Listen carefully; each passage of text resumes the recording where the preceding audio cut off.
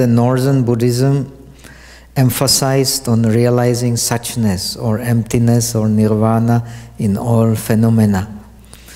But phenomena, as what it's termed, are conditioned, of course. Phenomena, nirvana is also a phenomena, so you have to be careful. The phenomena which are created are all conditioned. Nirvana is beyond conditions. Do you mean the enlightened sees all conditioned reality as illusion? They indeed do. As they are in fact unconditioned, like yes, the first verse of the Mula Madhyamika Karika of Nagarjuna is Anuchedam Ashashvatam Anutpanam Anirudam Aneka Artam Anana Artam Anirgamam Anagamam Yat Pratitya Samutpadam Deshayam Asa Sambuddha Tam Vande Vandataram Varam. What is the meaning? You should study the works of Nagarjuna, very enlightening. Nagarjuna, in the beginning of his work, which has changed the Buddhist world in a way, he is a second Buddha. He proclaims, I pay respect to the best of the teachers who has explained the dependent origination as neither annihilation nor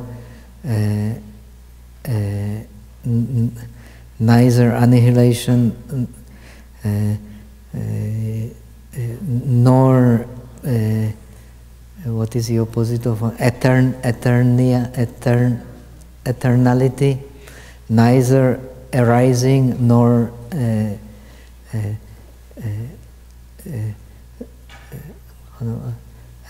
neither arising nor ceasing, neither one nor many, neither coming nor going. To that great best of the teachers, I pay my respect. Please kindly contemplate on it. Because all the phenomena that we experience in the world are conditioned, therefore they cannot have their own nature. Something that is conditioned is without self-nature. If it had self-nature, it would not be conditioned. But precisely because it has no self-nature, it must be conditioned.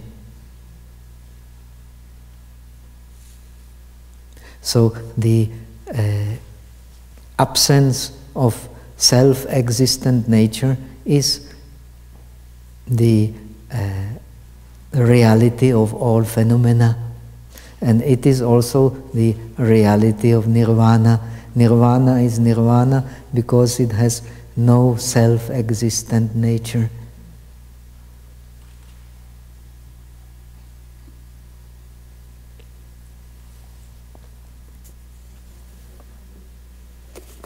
What Buddha has discovered under the Bodhi tree is precisely the dependent origination, being the nature of the world, which cannot be different from the non-substantiality of the world, is precisely the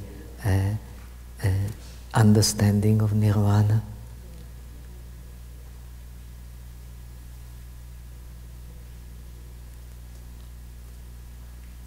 If the world was substantial, it could not be conditioned. Precisely because it is non-substantial, it can be conditioned.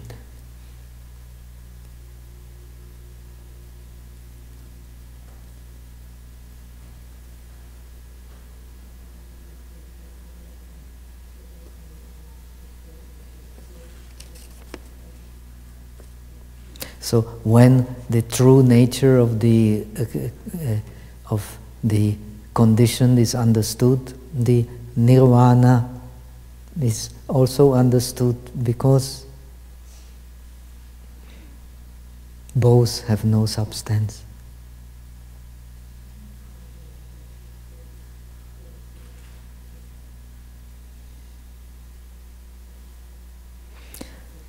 This is the teaching of the non-duality.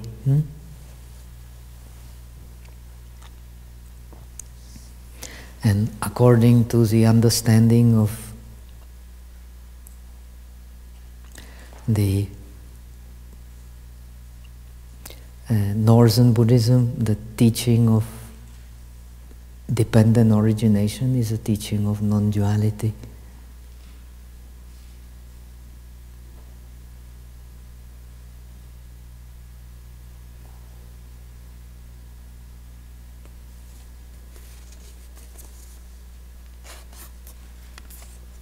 So, even in the Agamas, the Buddha says that the truth can only be one. If the ultimate reality can only be one, there cannot be four ultimate realities.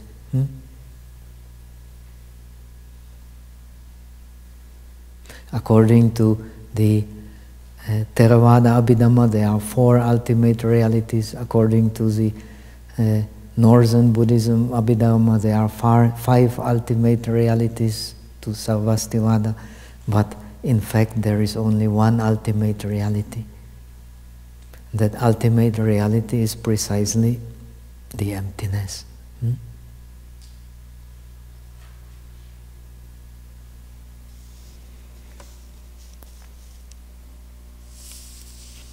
So please try to study the works of the Pragya Paramita, the sutras. These ideas are clearly exposed there.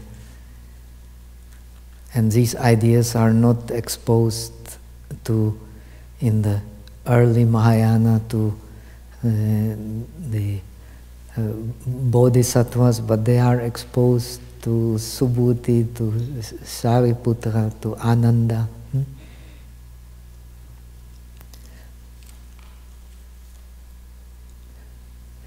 So there is a tradition of 3 turnings of the wheel.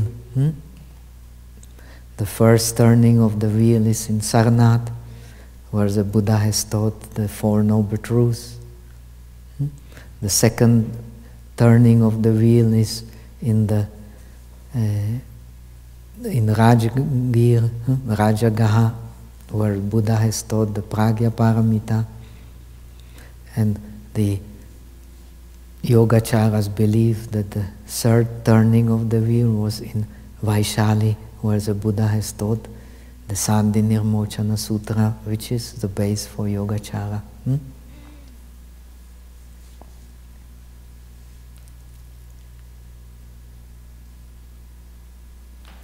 Both the Madhyamika and Yogacara emphasize the non-duality as being the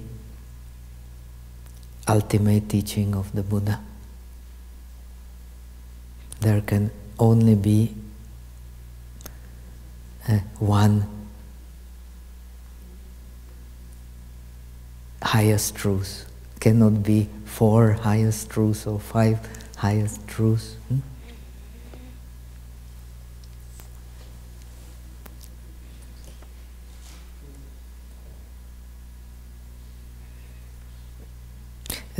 It is to be understood, however, that these teachings are not contradictory, and it is very important to understand. Buddha's teaching is great because all these teachings are only skillful means. Buddhism is the only religion which emphasizes that ultimately all teachings are just skillful means.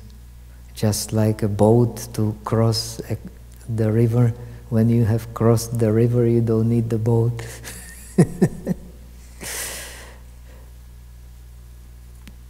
So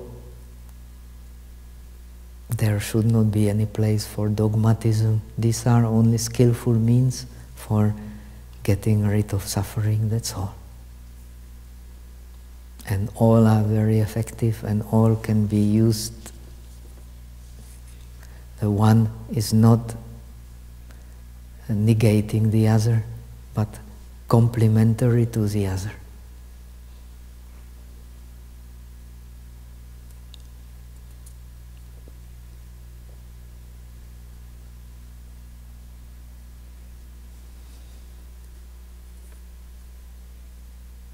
When the breath is subtle, the touching point cannot be felt.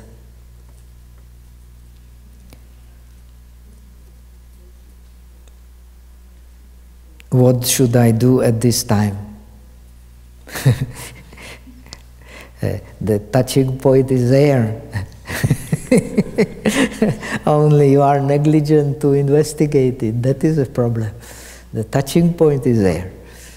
Whatever, if the breath is there, no one can if you want to understand Buddhism, you should understand very clearly the principle of touch. All that we experience in the world, we experience through touch. Ye Dhamma, the Abhidharma is teaching, Ye Dhamma Nyataba, Ye Dhamma Sachikataba, Te Sabbe Fusitaba. Whatever we can know, whatever we can realize, we can only know and realize through touching. There is no other way to know or realize anything. You have to touch it through your senses. The mind is also one of the senses. So if there is breath, you are touching the breath. Only you are negligent. There cannot be subtle breath without touching the subtle breath. Only the mind has to become more subtle to investigate the subtle breath and the subtle feeling and the subtle mind. So this is a process. When the breath becomes more subtle, the touch becomes more subtle, the feeling becomes more subtle, the mind becomes more subtle. But if the breath becomes more subtle and the mind becomes not subtle, then you are negligent, you are not investigating the breath. The breath becoming subtle is a challenge for the mind to become more subtle. If the mind does not take that challenge, it cannot progress, no way.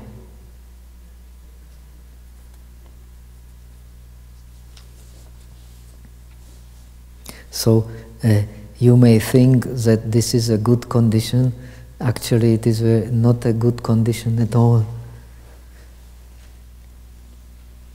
You are turning back from the meditation when you do not see clearly. You do not feel clearly the breath, distinguish clearly the breath. And you can only know the breath because you touch it. If you don't touch it, you don't know the breath. Please always think about this principle. So, experiencing the world is touching the world. No one can experience anything without touching. Now, Buddha has explained the nature of the world by the 12 links of the dependent origination. In these 12 links of dependent origination,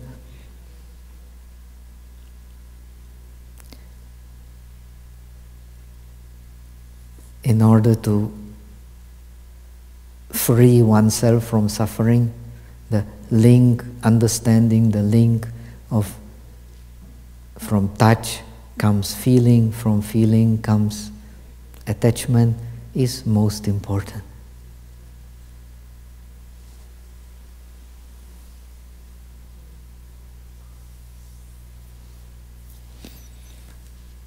this vicious circle of dependent origination can precisely be only broken in the touch and attachment, touch, feeling, attachment.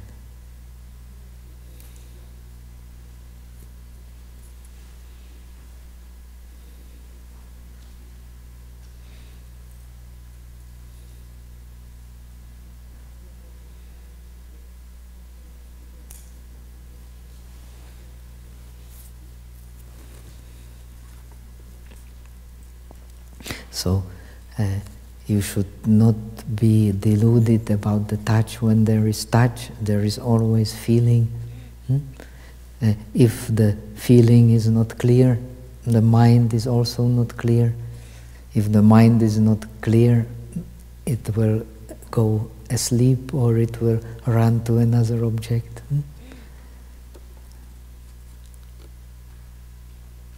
When the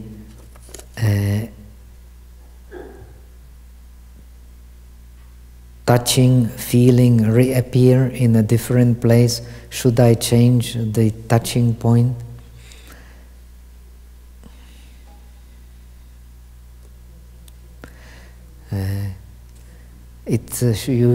To start with, you should not let it reappear. You should be mindful and aware and work so that when you have mindfulness and awareness and better concentration, wherever you pay attention to breath, it will appear there.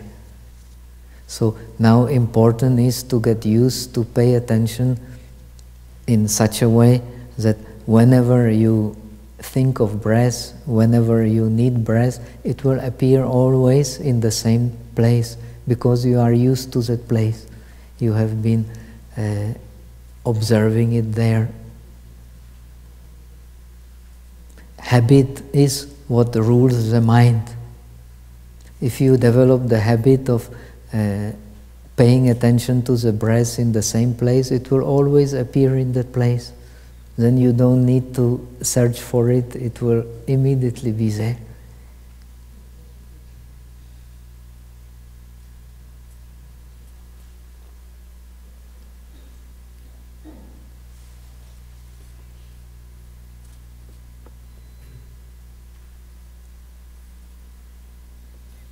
So I have already explained, it is most advantageous when the mindfulness is better to keep attention in the middle.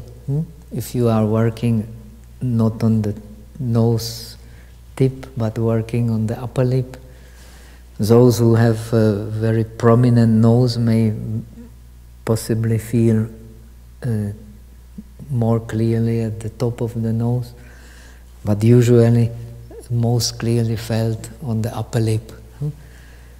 If you pay attention to the right side, if it appears very clearly to the right side, after some time the right side may get blocked and it may run to the left side.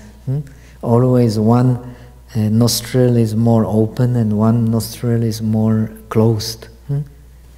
And almost regularly each hour one nostril becomes again, the other nostril will become open and another nostril will become, if you want to change it, in yoga there are many means to changing it. You just change the position of the head, and it will it is possible to regulate it, but unless you change the position of the head, it almost with regularity, 1 hour, one nostril is more open, another hour, other nostril will be more open.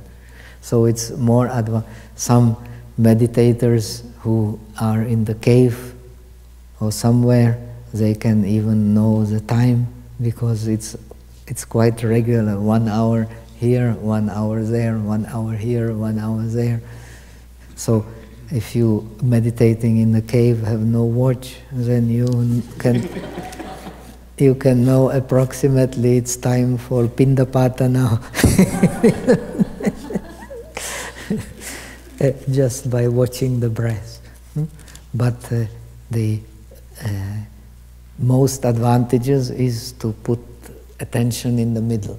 If you get used to paying attention in the middle, it will always appear there. It is kind of a habit. And it helps also for focusing the mind. So it's not so good to run from one place to another. It's better, it's part of the training in mindfulness to keep it to one place. Then you learn focusing also. Otherwise you have one sensation here, one sensation there, another sensation somewhere. Then how will you tame the monkey mind?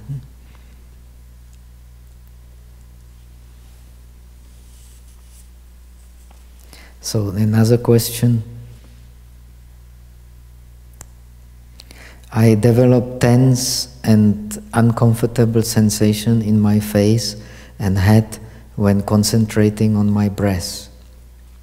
I try to breathe as natural and normal as I can, but this tense sensation is bothering me. How can I overcome this? Does this happen to other meditators? Thank you. All kinds of meditators, all kinds of experiences. I could tell some interesting stories. So there are many kinds of...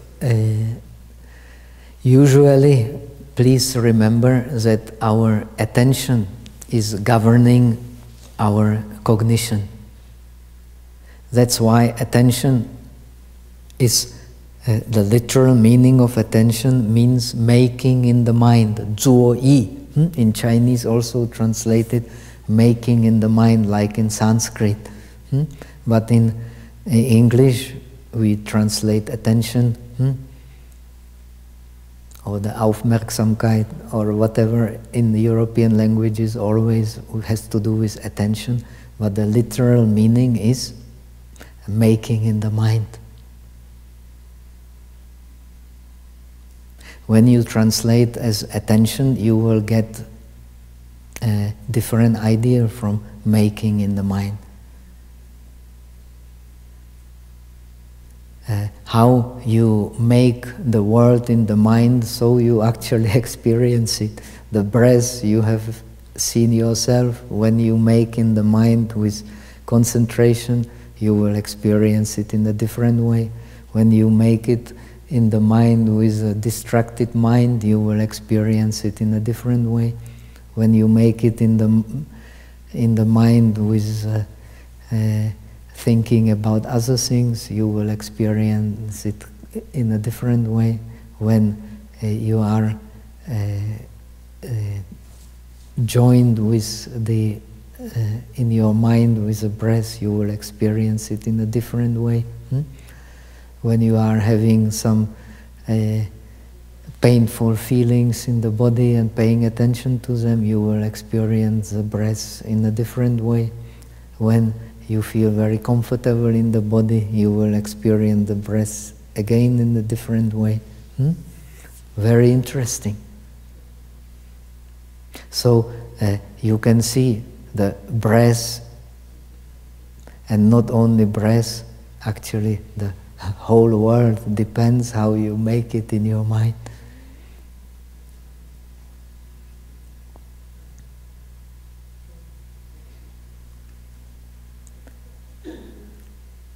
Suppose we go together for a walk on a Broadway, in New York, on the Times Square.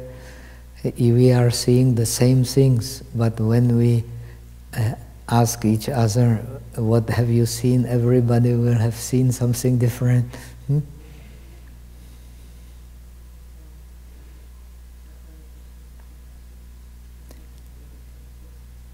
Why is it so?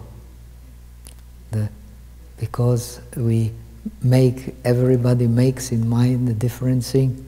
If you make in mind your face, the face will become a very prominent object. If you make in mind your knee, the knee will become very prominent object. If you make in your mind the tofu pea you have eaten for lunch as as your object, then it will become very prominent object, and you will start thinking about the skin of the tofu, how delicious it is. And you will start thinking if it is not better with a curry or with or with some lachao. The world is a very wonderful thing. What you make in your mind, that you start thinking. So now the process of learning meditation is learning to make in mind useful things and to avoid making in mind the non-useful thing. The reason being, when you make in mind useful things, you will get some different feeling. If you make your mind useless things, you will get a very different feeling again. So these things which are not useful, you should not make a prominent object in the mind. It is very important. The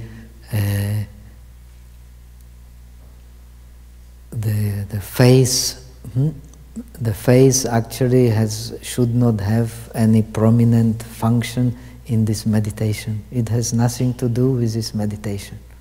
The breath should come in and go out without any obstacles. If the face is felt as a prominent object, it is because there are some feelings in the face which you are paying attention to, and you are accustomed to pay attention to that. Then whenever you start observing the breath, this sensation may come because you are habitual of paying attention to that.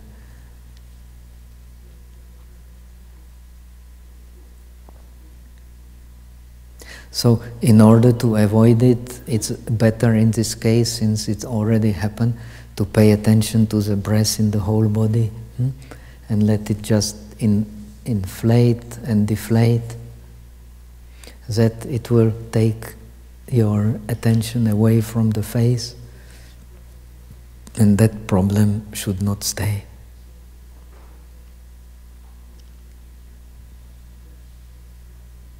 Then you remember the face has no any real function in this meditation. You just relax it and forget it.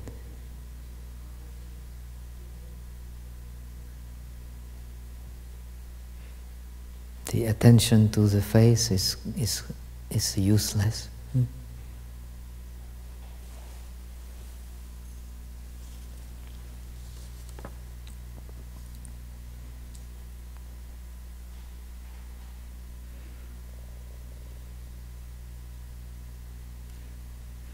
You said we do not see the real nature of the world because our mind is not at peace. Therefore, we should listen to the language of nature which is coded in our body. That is a strange interpretation of my words.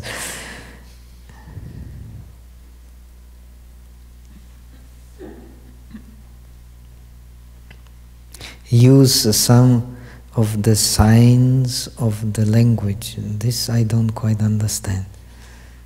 You said we do not see the real nature of the world because our mind is not at peace.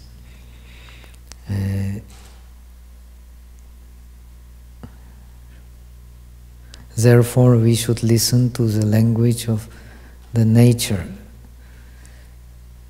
which is coded in our body. We should pay attention to this is a different problem. The body, how to use the body properly, how to sit stably, how to stand, walk, lie down, is in a way coded in our body. Our body has informations for that. And that you will be only able to understand when you are using concentration and some understanding. So that's all. It has nothing to do with the real nature of the world. That is a different issue. Use some of the signs of this language. Sign, I don't understand what is meant here. Never mind. The sign are, we have talked about the cushions, the sitting bones and the muscles next to the sitting bones. One should feel how when one sits properly, how the spine gets lifted. When one stands properly, how the spine gets lifted. This is what we have explained. It has nothing to do with illusionary nature of the world.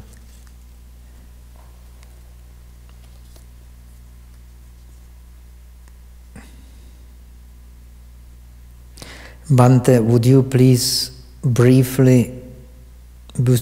explain briefly the difference and similarities, if any, among the meditative attainments states as described in Buddhist and Hindu yoga traditions? Oh, that is a long maybe, but now if we want to start, we have 5 minutes left. This is Animita Samadhi, Sunyata, Nirvikalpa, Sahaja Samadhi. There are so many things.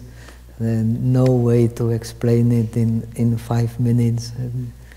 Maybe after we have explained the progress in shamatha and so on, we can mention some parallels. If the Hindu yoga, but it would not be very useful to go into details. It's Bhante, is understanding completely by direct knowledge of 5 skandhas or conditioned phenomena, or nama rupa, or suffering of beings, and the cause and origin of these conditioned arising, perishing of these skandhas, phenomena necessary for one to attain supramundane knowledge and liberation from samsara. The Buddhism is a religion, if it can be called a religion. If religion means, as it is understood in the West, so it is not a religion, it is rather philosophy. The Buddhism specially emphasizes the liberation is only possible when one has thoroughly understood the nature of the world. The nature of the world is dependent origination. The dependent origination must be thoroughly understood in order to understand that which is beyond the dependent origination. And beyond the dependent origination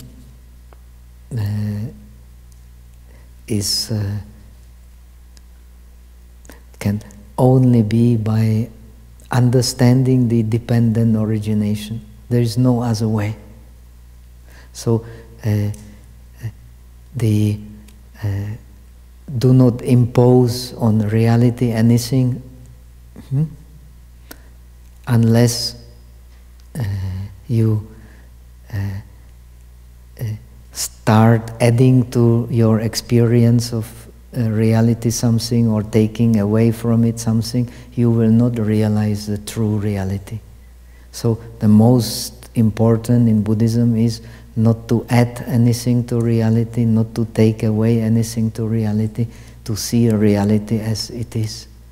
Seeing reality as it is the only opening to going beyond suffering.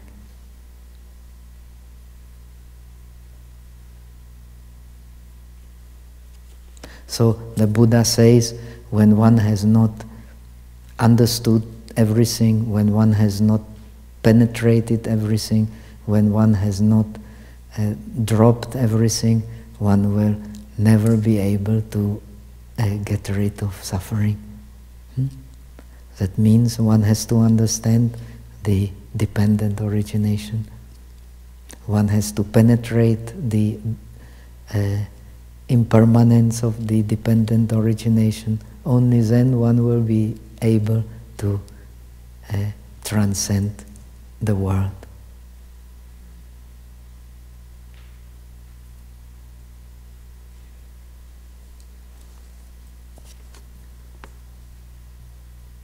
Otherwise, there is always a danger of imposing something on reality or taking something away from the reality. So the Buddha has taught that when one understands the reality of dependent origination, there is no place for concept of definitive being or non-being.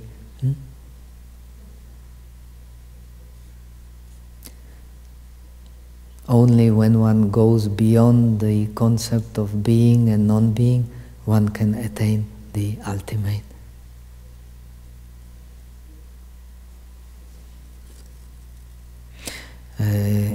Let us leave the other questions for tomorrow. We already surpassed our time.